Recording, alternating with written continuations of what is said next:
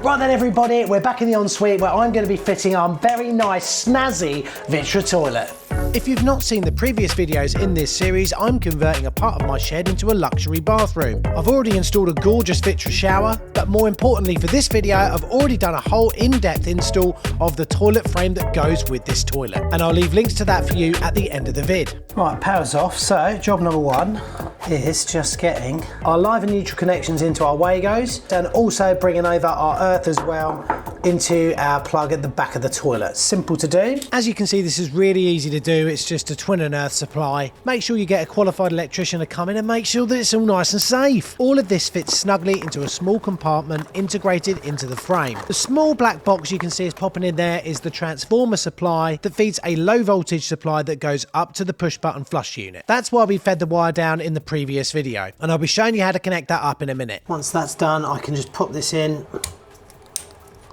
like so, and that's it. That's all connected up and done. Right, so we got my electric wire there, and also from our first fix and earlier videos, we've also got our water supply here. Water supply is on now, but it's turned off up in the top of the cistern. We'll be doing that in a minute.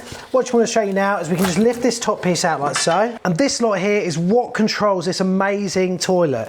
So we've got our water connection here, we've got an overflow pipe as well if there's any problems, that will just go onto the floor so we can see it, and then we've got our main connection as well and control wires if they're needed. So as you can see, we've got our two stud fixings here that I'm actually going to bring back a bit in a minute, but they're roughly the right height for our holes here when it's been sat in its packaging, which is so handy. It's nice that they've thought about us. That's one thing I like it when companies think about us. That's all I want in life. So in our packaging bit for our final connections of the toilet, you can see, so we've got our flush pipe, our push-on flush piece on there. We'll be fitting this in a sec. Then we've got our 4-inch waste pipe that we're going to be fitting in a minute as well, all very easy. And then we've got our washers and bolts and caps that we're going to be using to fix the toilet to the wall. At this point, I always cut the cardboard away at the back of the packaging because we'll be able to pull this out of the way once the weight of our toilet is actually on here. Now, I like to do this by eye, but you can measure it properly if you want. But I know that my 4-inch waste pipe and also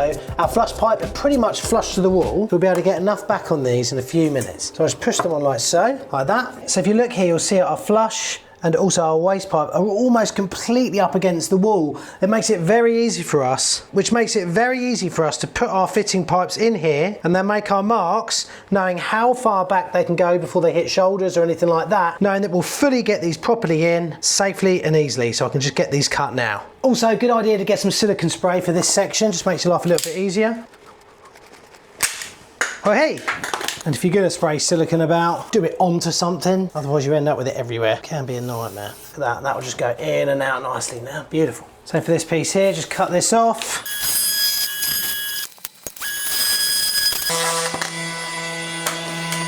Now you don't want it to go on like that. Best thing to do is grab a file and just file a nice little chamfer on the end. And yet again, after a quick spray with some silicone, you then can just push this in. It should be quite easy once you get it nice and square. There we go, nice.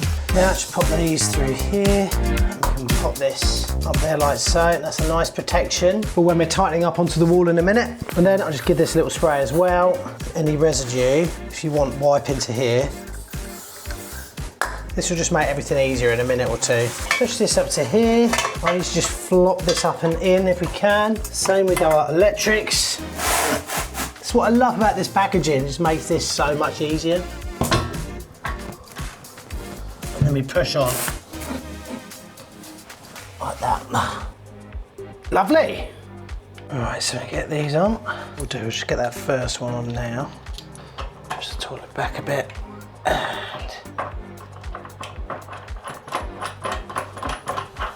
Beautiful.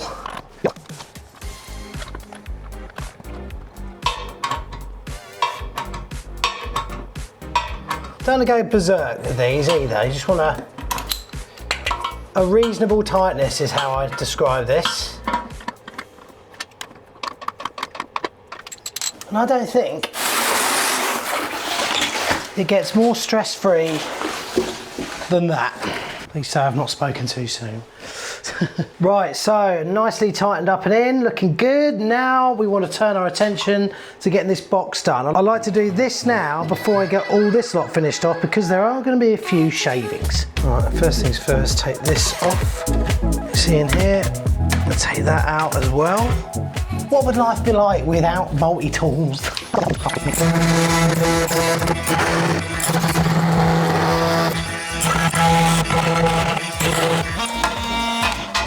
Beautiful. Now for this particular one, we're going to be taking out the standard push button flush unit. So just pull that out from the bottom like that, and it comes out there. And then these two little hooks under here, they just come off. So, and then that's out of the way.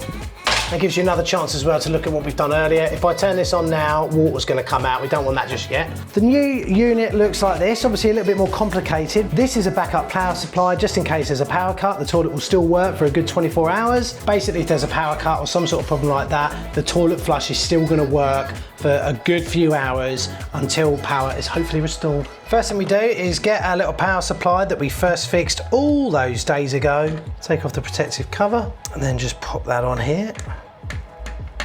Nice and tight. And make sure you do that up. Lovely. Brilliant. Now at this point, try to feed some of that wire back down out of the way. We can pull some of that out of the way in a minute. But these two stubby bits here go onto these two at the back. Then on the bottom, you see these little hooks here. They hook onto these arms here. And then once we've got that in, we'll pull this out of the way so it doesn't get in the way of our mechanism. So pop that in there like so, right? And then you can grab that with one hand. Then just take a few minutes to latch these on. So hopefully you can see there that I've got that latched on at the back. And then push into the back at the top and then push down at the front. And that is now installed. Looking good. Right, now we've got a couple of these lovely screwy bits here. We're just going to snap this off at this point for this particular size. And then we push that in there and then lock them up. What I like to do before I've got these locked in the position that I want them in, just put in our frame plate now and just push that up and see if that gives us enough. If it doesn't, like this one here is too far out, so just take that back a bit, put that there. Then maybe a little bit more. So that's clicked in and that one's clicked in. But before I put that plate in, I just want to test our water connections down at the bottom and also our 4-inch waste pipe. To do that, we just take this off here. Now we get our small extension piece and we just connect it on here like that. These are just tightened up on rubbers. And then this bit will be the piece that goes into the bottom of the toilet itself. But the good thing is from here, we can actually test the water and also test our 4-inch to make sure that we don't have any leaks as well. So turn the valve on here. And there we go. We've got water coming out. So look, now we've got a toilet that's actually filling up, but also water coming out of here as well, which means we can test down the back there for leaks and then make sure that we got any problems. Also, it means I can fill this whole cistern up and actually flush it myself now and make sure it's going to be all right. And also test the 4-inch that I put in 2 years ago. Right, so the toilet cistern's filled up quite a lot and I can actually make it flush just by pressing this button here, okay? Whoa, man, that's amazing. That gives me a good chance to make sure all is well, and it is well. So you've guessed it, most of the dirty work at the top stage of the toilet is now done. So now the next thing is turn the water off, then get our final connections done for the smart toilet, which is very easy to do. So first make sure the rubber's in, and then we can just screw that on. Once we've got our water connection on nice and tight, we can then also connect up our electrics, just line that up properly. And it's a good idea to locate this little switch, make sure it's switched on. Then all this right here, just pop that in the hole. At this point, it's a good idea to locate this little blue plug here. Then from the bottom of the toilet, that plugs into there before you put the seat down, and that will enable auto open and auto close of the seat.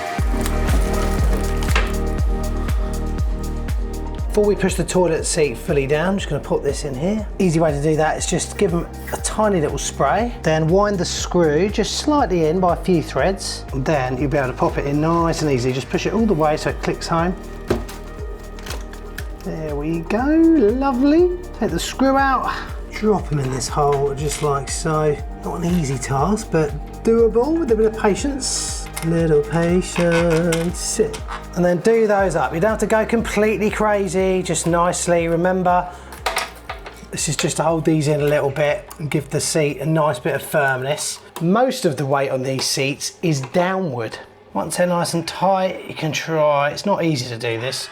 You've got a nice little cover here just to slot in. There we go, a little bit of persuasion and we're there. Okay, so water's fully back on. I can flush the loo and we can see it all filling up nicely. Have a lovely big swirly flush.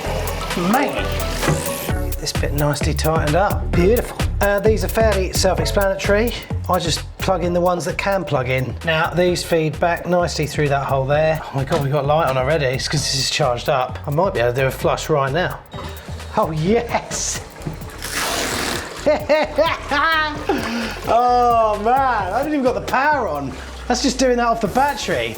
That is class. So after popping on our small screws on the side to hold the flush plate back, I can now stand back and enjoy what really is a beautiful installation. These toilets are absolutely fantastic. We've all dreamt about toilets from the future. Well, this truly is one of them. So click on this video here to find out about the mental futuristic functions of this brilliant VitrA toilet.